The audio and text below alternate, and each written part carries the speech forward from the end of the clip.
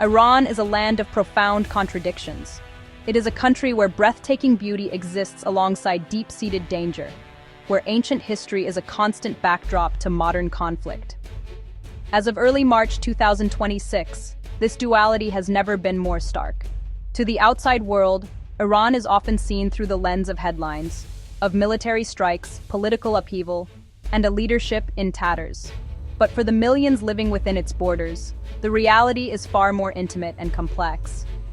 It is a daily negotiation between hope and fear, between the serene beauty of a Persian garden and the ever-present threat of violence that can erupt without warning. The recent coordinated strikes in late February, which decapitated much of the nation's leadership and killed the supreme leader, have thrown the country into an unprecedented state of uncertainty, yet the struggles of its people are not new. They are rooted in decades of marginalization, economic hardship, and a relentless fight for basic freedoms. This is the story of the other Iran. It is not the Iran of official pronouncements or geopolitical strategy, but the Iran of quiet resilience and everyday courage. It's the Iran found in the windswept deserts of Sistan and Baluchestan, where life is a gamble against poverty and insurgency. It is in the rain-soaked streets of Rasht, where the ghosts of past protests linger in the memories of its citizens. It is in the sprawling suburbs of Fardis, where the trauma of violent crackdowns has seeped into the very fabric of the community. And it is in the bustling metropolis of Tehran, where an invisible web of surveillance and unpredictability creates a psychological prison for its inhabitants. To understand Iran in 2026 is to look past the chaos of the headlines and see the human faces behind them, to listen to the whispers of those who navigate this treacherous landscape every single day. The beauty of Iran is not just in its magnificent mosques or its sprawling landscapes. It is found in the tenacity of its people. It is in the small acts of defiance, the shared cups of tea in a time of crisis, the unwavering belief in a better future even when the present seems bleak. While the world watches and waits to see what comes next in the power vacuum left by the recent attacks, life for ordinary Iranians continues. They are not merely passive victims of circumstance, they are active agents in their own stories, adapting, resisting, and surviving with a strength that is as old as the Persian Empire itself. Their struggles are a testament to the enduring human spirit in the face of overwhelming adversity. This essay seeks to uncover that reality. It is a journey into the heart of Iran's most volatile places, not to sensationalize the danger, but to illuminate the humanity that persists within it. We will explore the hidden corners of a country that is often misunderstood, from the lawless eastern frontier to the anxious heart of its capital. Through the voices of its people, we will paint a picture of a nation that is both beautiful and fraught, a place where the fight for a normal life is in itself an act of extraordinary bravery. This is not just a story of conflict. It is a story of the enduring quest for dignity, peace, and a place to call home, free from fear. Sistan and Baluchestan is a land forgotten by time and power. Located on Iran's harsh southeastern frontier, bordering Pakistan and Afghanistan, it is a province of stark, mesmerizing beauty and equally stark poverty. Its sun-scorched deserts and rugged mountains stretch for miles, a landscape that has long been home to the ethnic Baluch minority. For decades, this community has been marginalized, their culture and language suppressed, and their region deprived of basic infrastructure like clean water and stable employment. The result is a cycle of desperation that has fueled a long-simmering insurgency. Here, the line between survival and crime is blurred. Smuggling fuel, drugs, and people across the porous border is not just an illicit trade. For many, it is the only available lifeline in an economy that has left them behind. The daily reality for the people of Sistan and Baluchistan is one of constant tension. Armed clashes between security forces and militant groups are a part of the rhythm of life, as common as the call to prayer. The government's response to the insurgency has been relentless. The roads are dotted with military checkpoints, where young men are viewed with suspicion. Drone patrols hum in the sky, a constant reminder of the state's watchful eye. Raids on homes are frequent, and stories of disappearances are whispered in hushed tones. The province is effectively a closed-off zone, a place where journalists, aid workers, and outsiders are unwelcome, their presence met with intense scrutiny and distrust from authorities who wish to keep the region's troubles hidden from the world. For those who live here, danger is not an abstract concept, it is a tangible presence. A mother in a small village near the border speaks of the fear she feels every time her husband leaves for work, not knowing if he will be caught in the crossfire of a skirmish or arrested at a checkpoint. A young man explains that his only options are to join the smugglers and risk his life, or to remain and watch his family starve. The violence is not just physical, it is psychological. It erodes trust, shatters communities, and leaves a legacy of trauma that is passed down through generations. The recent national chaos has only intensified the pressure, with security forces even more on edge and militant groups seeing opportunity in the power vacuum. Yet, amidst this bleak landscape, there is a profound sense of resilience. The Baluch people are fiercely proud of their heritage, and their culture endures in the face of state pressure. Family and community bonds are incredibly strong, providing a support system in a place where official help is non-existent. Women gather to share what little they have, creating informal networks of aid. Men continue to seek work, navigating the dangerous roads with a quiet determination. They are not just surviving, they are living. They are raising their children, celebrating weddings, and mourning their dead, all under the shadow of a conflict that has defined their existence for far too long. Their fight is not just against the government or the militants. It is a fight for a life of dignity in a land that has given them so little. Rasht, the largest city on Iran's Caspian Sea coast, is known for its lush greenery and persistent rain. It is a place of poets and intellectuals with a history of progressive thought. But in recent years, this vibrant city has become a symbol of brutal repression. During the nationwide protests that swept Iran in the mid-2020s, the streets of Rasht became a battleground. Peaceful demonstrators, calling for economic reform and greater social freedoms, were met with an overwhelming show of force. Security forces, armed with rubber bullets, tear gas, and live ammunition, descended upon the crowds, turning gatherings of hope into scenes of chaos and bloodshed. The government's message was clear. Dissent would not be tolerated. The crackdown left deep and lasting scars on the city and its people. The physical wounds were immediate. Countless were injured, and many lost their lives. But the psychological trauma runs even deeper. Many of the injured avoided public hospitals, fearing arrest and interrogation. This forced the community to turn inward, creating clandestine networks of support. Doctors and nurses treated wounded protesters in secret, risking their own safety to provide care. Families turned their homes into makeshift clinics, and ordinary citizens organized to deliver food and medical supplies to those in hiding. These underground networks were a lifeline, a testament to the community's solidarity in the face of state-sponsored violence. Today, in 2026, the echoes of that defiance still reverberate through Rasht. The city's calm surface belies a simmering tension. Shattered storefronts have been repaired, and the streets are once again filled with people going about their daily lives. But the memory of the violence is etched into the collective consciousness. A shopkeeper whose window was smashed during the protests speaks of the fear that has never fully subsided. A student who was beaten by security forces describes the anxiety that grips her whenever she sees a police patrol.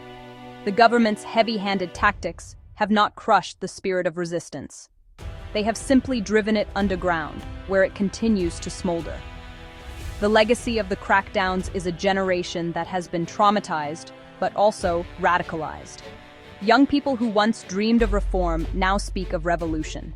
They communicate through encrypted messaging apps, sharing information, and organizing in ways that are harder for the authorities to track. The state's surveillance is pervasive, with social media heavily monitored and informants planted in communities. But the people of Rasht have learned to be careful. They speak in code, trust only their closest friends, and continue to find ways to express their dissent, whether it's through graffiti that appears overnight or a quiet refusal to participate in state-sponsored events. The rain in Rasht may wash the streets clean, but it cannot wash away the memory of what was lost or the quiet determination to one day reclaim it. Fardis, a sprawling, densely populated satellite city of Tehran, is a world away from the capital's affluent northern neighborhoods. It is a place of working-class families, migrants from poorer provinces, and people who have been pushed to the margins of Iran's struggling economy. It is also a place where the anger over injustice burns brightest. Like Rasht, Fardis became an epicenter of the anti-government protests. Its wide boulevards and crowded squares became stages for some of the most fervent demonstrations, as thousands of residents poured into the streets to demand a better life. They were met with a level of brutality that shocked even a nation accustomed to harsh crackdowns. The state's response in Fardis was designed to make an example of its residents.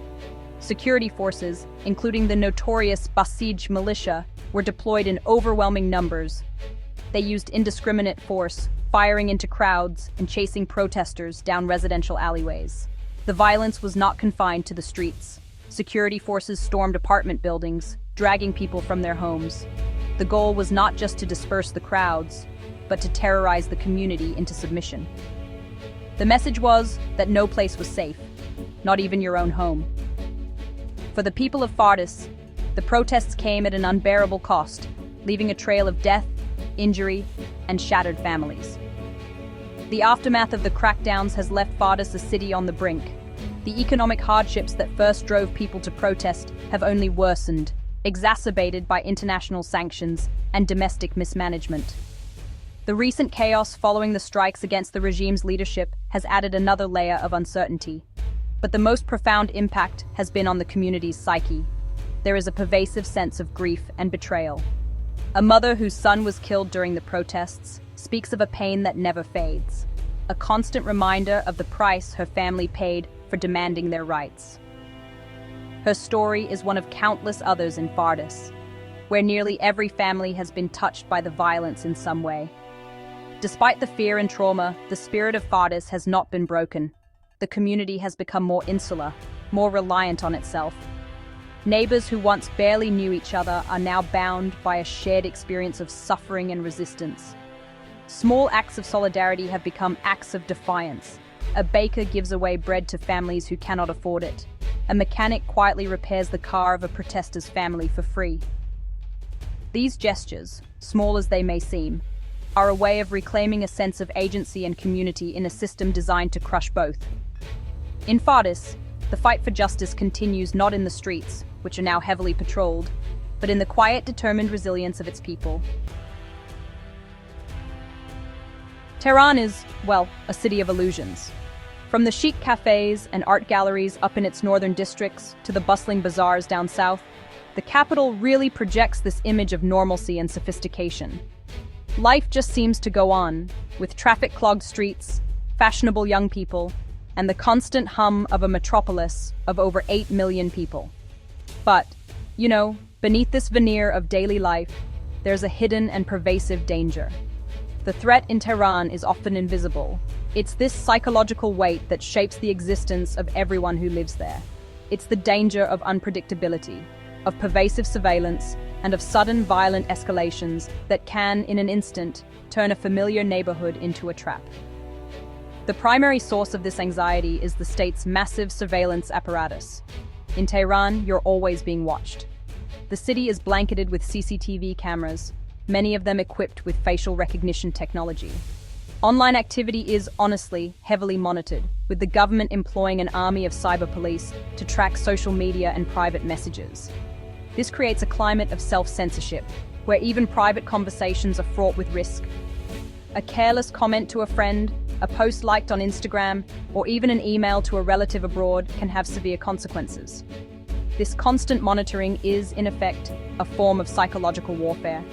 It's designed to isolate individuals and prevent the formation of any organized opposition.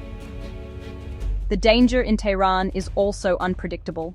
While protests are less frequent in the heavily policed capital than in other cities, the potential for a sudden crackdown is always present. A small gathering can escalate in moments, with security forces appearing as if from nowhere to seal off streets and trap entire neighborhoods. Supplies can be cut off and communication lines severed. This unpredictability creates a constant, low-level hum of anxiety. Residents learn to read the city's mood to know which areas to avoid, and to always have a backup plan. The recent strikes on military and government infrastructure, including sites in and around Tehran, have only amplified this fear, leading to a mass exodus from the city and a palpable sense of panic among those who remain. For foreigners, the risks are different, but no less acute. Journalists, academics, and especially dual nationals are viewed with extreme suspicion by the regime. The risk of being arbitrarily detained and used as a political pawn is very real. This has turned the capital into a gilded cage for many non-Iranians, a place where they can observe but never truly participate, always aware that they're being watched and that their freedom is, frankly, conditional. The psychological toll of living under such constant pressure is immense, leading to burnout, paranoia, and a profound sense of isolation. In Tehran, the battle is not just for political freedom, but for mental and emotional survival in a city that is designed to keep its residents off balance and afraid. In the heart of Khuzestan, an oil-rich yet deeply impoverished province in southwestern Iran, lies the city of Izeh. This city, home to large Arab and Bakhtiari minorities who have long faced discrimination and unemployment, has become a potent symbol of the regime's brutality. The story of Izeh is encapsulated by a single, horrific event, the attack on its central market. During a protest, as men, women, and children filled the public space, gunfire erupted. The chaos was absolute. People ran for cover as bullets tore through the crowd, leaving dozens killed and wounded in a matter of minutes. The government immediately blamed the attack on insurgents, a familiar narrative used to deflect responsibility. But the people of Izeh know a different story. Eyewitnesses, whose voices were suppressed by the state-controlled media, spoke of security forces firing indiscriminately into the crowd. They described a scene not of a targeted operation against militants, but of a massacre designed to punish a community for its defiance. One of the victims was a 10-year-old boy named Kian Perfalek, who was killed in his family's car as they tried to navigate the chaos. His image and his story became a rallying cry for protesters across Iran, a heartbreaking symbol of the innocent lives lost in the struggle for freedom. The attack on the market was not just an act of violence. It was an act of terror that left a deep and bleeding wound on the soul of the city. The trauma of that day lingers in Izeh like a persistent fog. The market has since reopened, and the physical signs of the attack have been cleared away, but the emotional and psychological scars remain. A fruit vendor who witnessed the shooting says he still has nightmares. He flinches at loud noises and feels a constant sense of dread when crowds gather. A mother who was there with her children says she can no longer walk through the market without seeing the faces of those who fell. The violence has been internalized, becoming a part of the city's identity. It has fueled a deep-seated anger and a profound distrust of the authorities, creating a cycle of resentment that will be difficult to break. The story of Izeh is a microcosm of the wider struggle in Khuzestan and other marginalized regions of Iran. It is a story of a government that uses violence to maintain control over a population it has systematically neglected. The province's vast oil wealth has not translated into prosperity for its people, who continue to suffer from unemployment, pollution, and a lack of basic services. The protests in Izeh were born from this desperation, a cry for justice and a fair share of the nation's resources. The brutal response only served to reinforce the belief that the government sees them not as citizens to be served, but as a threat to be controlled. The wound of Izeh has not healed. It continues to fester, a constant reminder of the price of dissent in Iran. To truly understand the state of Iran in 2026, one must listen to the voices of its people. Their stories, often whispered for fear of reprisal, paint a vivid picture of life amidst the chaos. Take Mariam, a mother of two from Fardis. Her oldest son, a university student, was arrested during the protests and has not been heard from since. "Every knock on the door makes my heart stop," she says, her voice trembling. "They tell us nothing. Is he alive? Is he being tortured?" The not knowing is a special kind of hell. I keep his room exactly as he left it, waiting for him to come home. I have to believe he will come home. Her grief is a quiet, constant presence in her life, a private sorrow shared by countless other mothers across the country. Then there is Ali, a 22-year-old engineering student in Tehran. He feels trapped, his future stolen by a regime he despises, and a world that seems to have forgotten him. "We saw the celebrations when Khamenei was killed," he explains over a secure messaging app. "For a moment there was hope. But what now? The system is still in place. I study for exams, but for what? There are no jobs. I can't leave the country. We are a generation in limbo, educated and ambitious, but with nowhere to go. We see how people live in other countries on the internet, and it feels like another planet. We just want a normal life, but that feels like an impossible dream." His frustration is palpable, a mix of anger and despair shared by millions of young Iranians. In the Grand Bazaar of Isfahan, a shopkeeper named Hossein has been selling spices for over 40 years. He has seen revolutions, wars, and sanctions. But he says the current situation is different. People are tired, he says, lowering his voice as a customer passes. Their pockets are empty, and their hearts are full of fear. Business is terrible. Tourists don't come, and even locals can't afford to buy anything extra. Everyone is just trying to survive until tomorrow. We used to talk about politics, about the future. Now we talk about the price of bread and how to keep our families safe. The joy has been drained from life. We are just going through the motions. His words reflect a deep national weariness, the exhaustion of a people who have endured too much for too long. Finally, there is Fatima, a young Baluch woman from a village near the Pakistani border. She teaches a handful of girls in a secret makeshift school, determined to give them an education the state has denied them. "The government doesn't want us to be educated," she says. "They want us to be poor and ignorant, easier to control. But knowledge is our only weapon. When I teach these girls to read and write, I am giving them a chance at a different future. It is a small act, and it is dangerous. But it is my resistance. It is my way of fighting back." Her quiet courage, like the grief of Mariam, the frustration of Ali, and the weariness of Hossein, is a thread in the complex tapestry of modern Iran, a testament to the resilience of the human spirit in the darkest of times. The danger in Iran is not random. It is systemic and deeply rooted in the country's social and political geography. The places that burn the brightest, Sistan and Baluchestan, Khuzestan, and the working-class suburbs of major cities, are those that have been systematically marginalized and oppressed for decades. The violence in these areas is a direct consequence of a state policy that has concentrated wealth and power in the hands of a select few, while neglecting the needs of its most vulnerable populations. It is a story of ethnic discrimination, economic exploitation, and political repression, a toxic combination that has created a fertile ground for unrest. In Sistan and Baluchestan, the danger stems from a long history of ethnic and sectarian discrimination. The Baluch people are predominantly Sunni Muslims in a Shia-majority country, and they have long been treated as second-class citizens. The government has systematically suppressed their culture and language and has invested little in the region's development. This has created a deep sense of alienation and resentment, which has been exploited by insurgent groups.